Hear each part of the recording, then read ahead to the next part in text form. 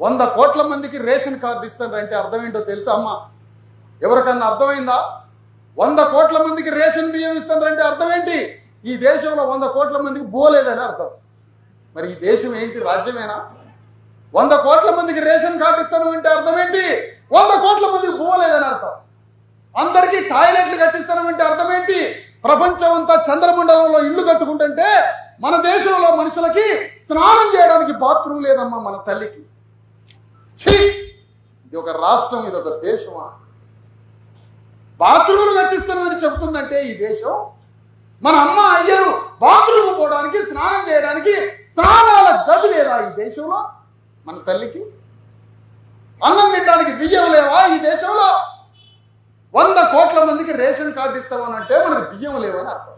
కానీ మరి పంటలు పండించేది ఎవరు?